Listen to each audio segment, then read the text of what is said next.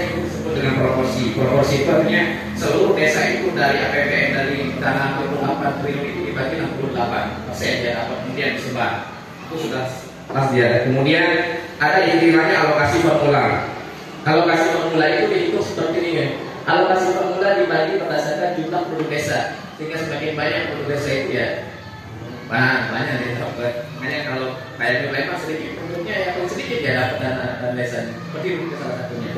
Makanya kita beda-beda. Kemudian angka kemiskinan desa itu dihitungnya 40%.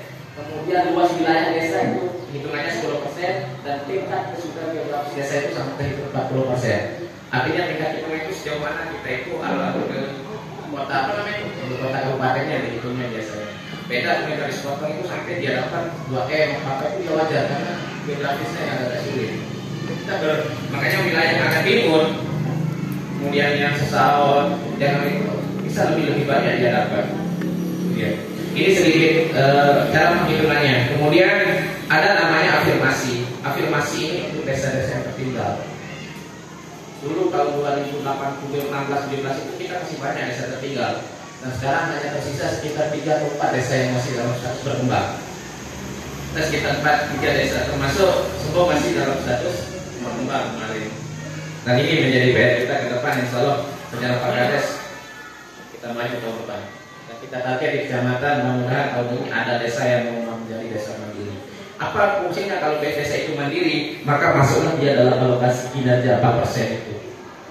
Alokasi 4% kinerja itu kemudian akan dihitung bagi desa yang bisa mandiri atau dia memiliki kinerja yang baik, dia mendapatkan tambahan dana desa itu.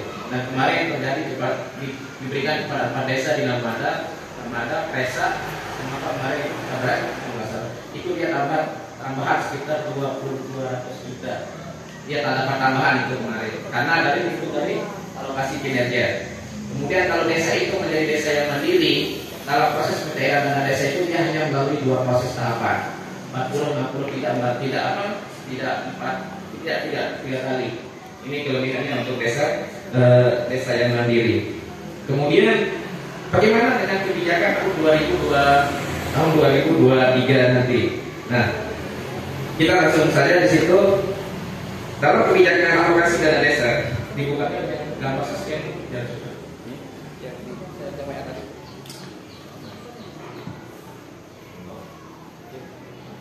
nah yang kalau kamu kebijakan itu ada kebijakan dana desa tahun 2000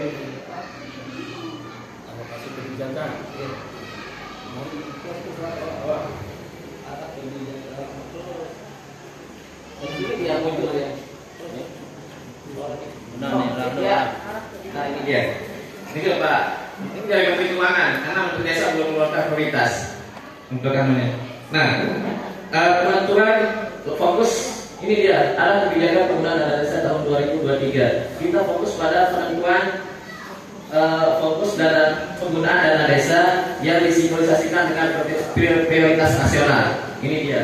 Yang utamanya pertama adalah program pemulihan ekonomi, perlindungan sosial dan penanganan kemiskinan ekstrim maksimal 25%.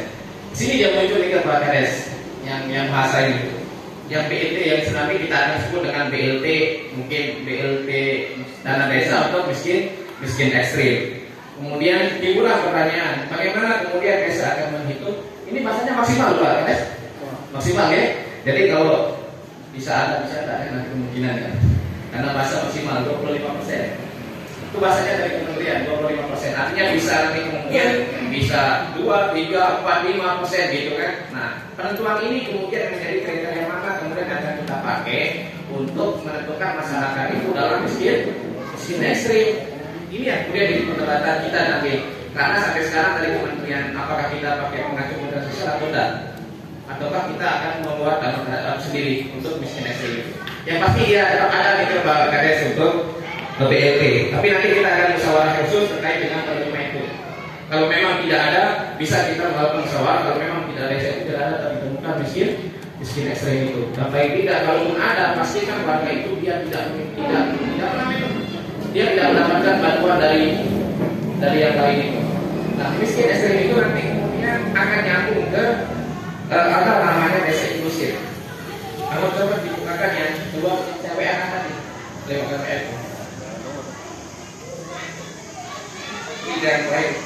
Kemudian biar kita fokus yang 2023 biar mana?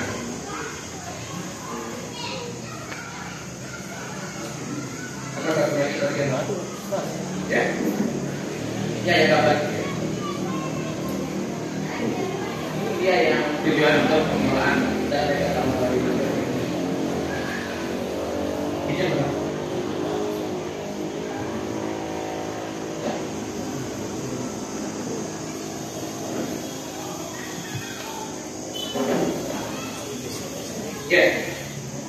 Setiap bacakan isu strategis prioritas penggunaan dana desa tahun 2023. Tetapi ini ada sekitar 2, 4, 6, baru 10. Ada 10 nih ya. Ada 10 yang dipakai. Yang pertama adalah untuk tahun 2023 penggunaan dana desanya bisa dipakai nanti teman-teman dari perangkat, dari status kewilayahan dan tim untuk bisa memetakan sehingga nanti di ERP kita ini sudah masuk ke dalam strategi sini sehingga bisa jadi sehingga akan muncul prioritas dan tidak ada perubahan lagi. Nah, yang pertama adalah isu strategis prioritas penggunaan dana desa tahun 2023 itu penggunaan dana desa untuk operasional pemerintah desa yang 3% itu, ya, yang 3% itu dia masuk. Kemudian prioritas yang kedua adalah ketahanan pangan nabati dan hewani, kayak kemarin itu ternak pangan itu. Ini pangannya.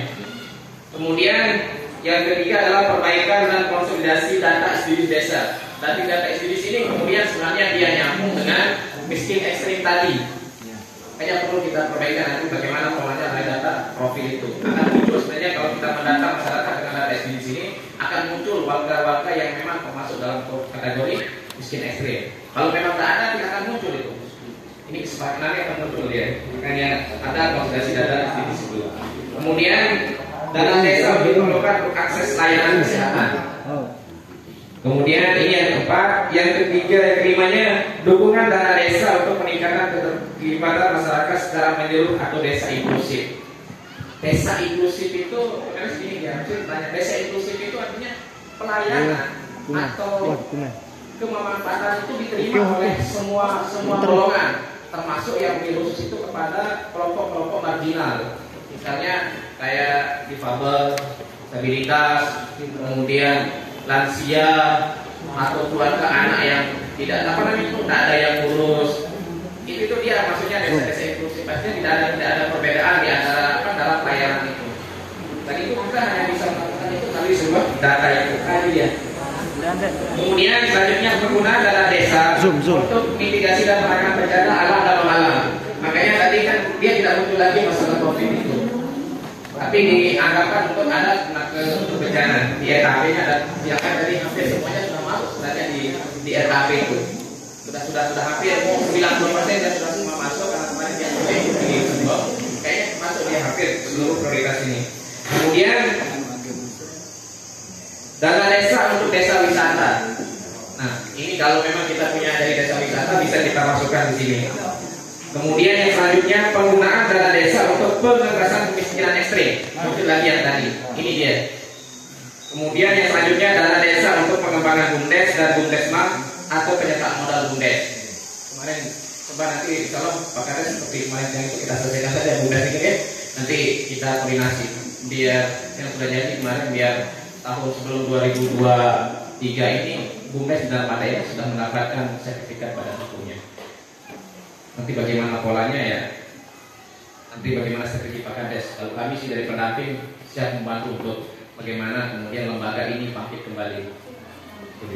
Kemudian yang dana desa untuk penanganan dan penurunan stunting, ini kewajiban ini.